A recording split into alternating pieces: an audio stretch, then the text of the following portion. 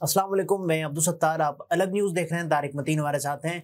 टीफी भट्ट के बहनोई जावेद भट्ट के कत्ल केस में पुलिस इंकशाफात सामने आ गए, इस पर बात करेंगे। लेकिन उससे पहले आपसे दरखास्त है, चैनल को सब्सक्राइब करें। सब्सक्राइब करने के साथ साथ घंटी ज़रूर बजा दीजिएगा।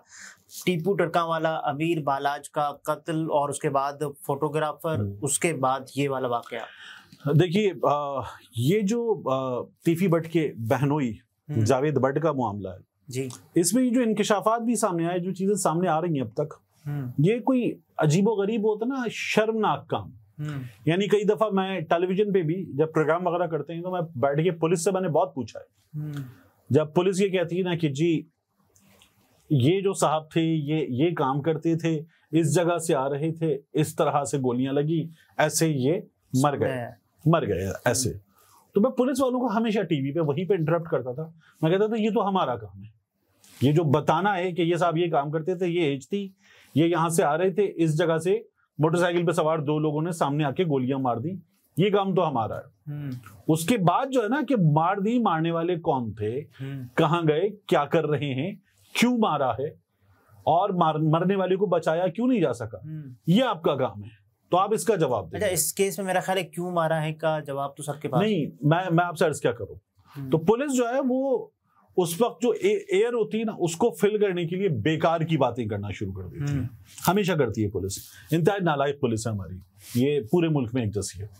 तो हुआ क्या है कि अब पुलिस ये बता रही है, अब भी पुलिस बता रही है कि उस जगह जहां जावेद भट्ट को मारा गया, वहां लगे हुए लाहौर के कमांड एंड कंट्रोल सिस्टम के, सेफ सिटी अथॉरिटी के तमाम कैमरे सबके सब नाकारा निकले। मतलब ये लाहौर में होने वाले पिछले कुछ अरसे में हमने मुसलसल देखा है कि जिले शाह को पुलिस ले गई गाड़ी में, उसके बाद तमाम सबूत आ गए, पोस्टमार्टम में कुछ और साबित हो गया, तो उन्होंने कहा जी ऊपर मियां मीर ब्रिज, ऐसे जब बिल्कुल ऊपर पहुंच गए तो उस जगह जिले शाह को गाड़ी ने किया और उस जगह कैमरे काम नहीं करते। लाहौर में इससे पहले भी पुलिस ने 2 से 3 ऐसे वाकयात बताए कि जी मियां मीर ब्रिज के ऊपर वहां काम नहीं करते कैमरे। तो लाहौर की क्राइम रिपोर्टर्स कहते हैं कि यार पुलिस को जो चीज छुड़ानी होती है, अपने सर से उतारनी होती है, पुलिस कहती है मियां मीर ब्रिज के ऊपर। अब ये तो मियां मीर ब्रिज के ऊपर भी नहीं था जी। तो यहाँ पर भी ये पता चला कि तमाम कैमरे जो हैं वो नाकारा निकले, काम नहीं कर रहे। तो ये कोई अजीब मजाक है। आप इसी पुलिस को, इसी कारकर्दगी वाली पुलिस को आप क्या देख रहे हैं? देखिए, आप देखिए रहे कि आईजी साहब को अभी कुछ दिन पहले सिविल अवार्ड से नवाजा गया, ठीक है। तो ये एक अजीब, ये भी तो कह रही है कि उस गाड़ी को हमने ट्रेस कर लिया है कैमरों की मदद से। इससे पहले जो अभी डॉक्टर साहब का कत्ल हुआ, बेटे ने किया था गर्लफ्रेंड के कहने पर, तो उस केस में भी पुलिस ने सीसीटीवी कैमरों से मदद ली थी, ठीक है। लेकिन उस मकाम के तमाम सीसीटीवी कैमरे नाकारा निकले। अब ये एक अजीबोगरीब मजाक है। अब ये जो जावेद भट्ट था, ये अजीबोगरीब किरदार था। यानी इस तरह के मामलात में, या फिर ये इंतहाई शातिर दिमाग की निशानी होती है इस तरह के मामलात में, कि जहां आपको ये पता हो कि गोगी भट्ट, तीफी भट्ट, गुलशन तारीफ, ये वाला काम है ना, ठीक है।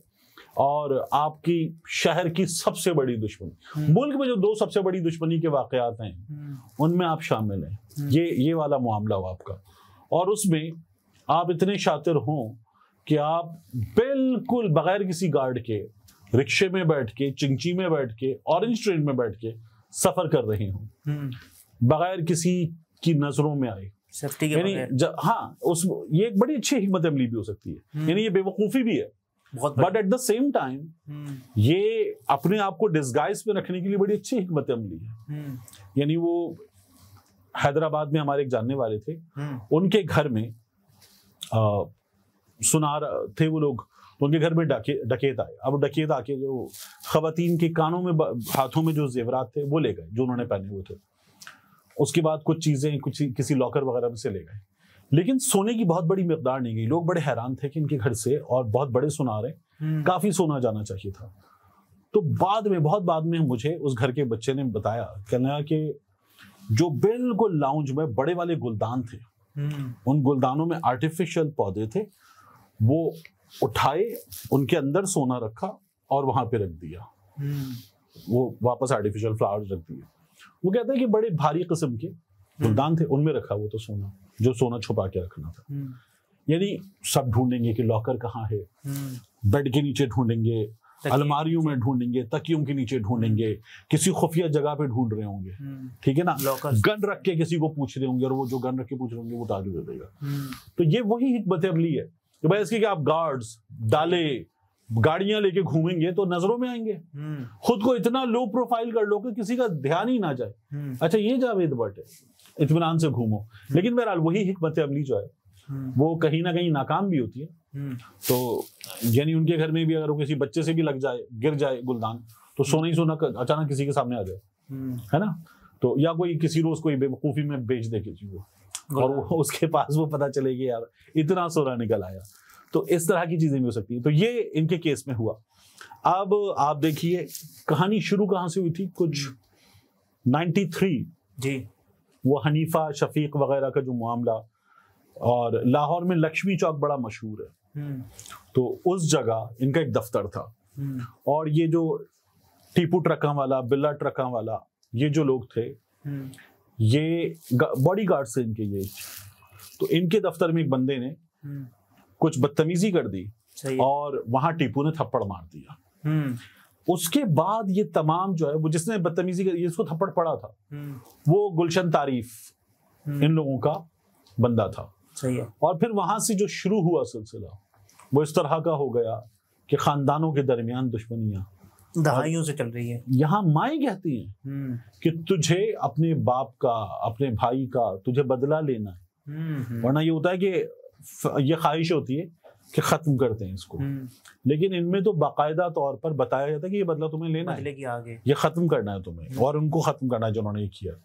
तो ये इस कदर खौफनाक है। और लाहौर की पुलिस जो है वो इंतहाई इस मामले में कंप्रोमाइज्ड है, उसके दोनों तरफ ताल्लुकात हैं, वो दोनों तरफ आंखें बंद करना उसकी बेहतरीन हिकमत अमली होती है। अब लाहौर में जो है वो पुलिस वाले और लाहौर के बड़े बड़े सहाफी जो इन लोगों को अरसे से कवर करते आ रहे, वो ये बता रहे हैं कि शहर पे अब दोबारा लाहौर शहर पे इन गैंग्स का राज है, गली गली शूटर्स का राज है, लड़ाई वाला सीन है लाहौर में। और अभी ये कुछ अर्सा ये सब कुछ चलेगा, यानी अचानक हुआ ना, अमीर बालाज बाहर चला गया, आला तालीम हासिल करके वापस आया, सही है। और उसकी ये हमें अप्रोच पता चल रही थी, सोच पता चल रही थी कि he wanted to bring all this to an end, खत्म करना चाहता था वो ये सब कुछ कि बस किया जाए।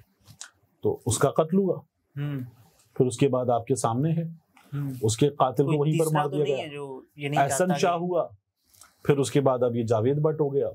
तो मुसलसल ये वाकयात हो रहे हैं और जाहिर है कि इन तमाम वाकयात में जब जब होते, मेरी हमारे बड़े अच्छे दोस्त हैं लाहौर में क्राइम की बीट करने वालों में, नईम साहब सीनियर आदमी है, वो ये कहते हैं कि ये लाहौर पुलिस इनमें से हर वारदात से होने से पहले से कम से कम इस हद तक वाकिफ होती है कि ये होने वाला है और ये 2 से 3 लोग पुलिस को अंदाजा होता है इनमें से कोई अब निशाना बनने वाला है, और वो निशाना बनता है। अच्छा। और फिर वो जो पुलिस वाले आपस में देखिए वो था ना, देखा मैंने तो कहा था मैं क्या सी ऐ हो जाना है।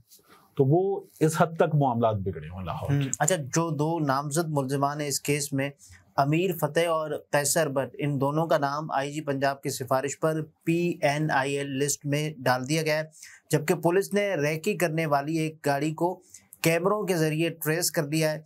और ये भी कहा जा रहा है कि आईजी पंजाब की सिफारिश पर FIR में नामजद मुल्जिमान अमीर फतेह, कैसर भट्ट के अलावा अमीर बालाज टीपू के भाई अमीर मुसब का नाम भी PNIL लिस्ट में शामिल कर दिया गया है। मुल्जिमान अब बैरून मुल्क फरार नहीं हो सकेंगे। और ज़रा ये बता रहे हैं कि CIA की टीमों ने 50 के करीब कैमरों को चेक किया और जावेद भट्ट की रेकी करने वाली एक मुश्तबा गाड़ी को ट्रेस किया है। पुलिस ने गाड़ी की मालूमात हासिल करने के लिए एक्साइज डिपार्टमेंट से राब्ता कर लिया है। ठीक, अब कम से कम पुलिस को इन केसेस में एक रिजल्ट देना चाहिए।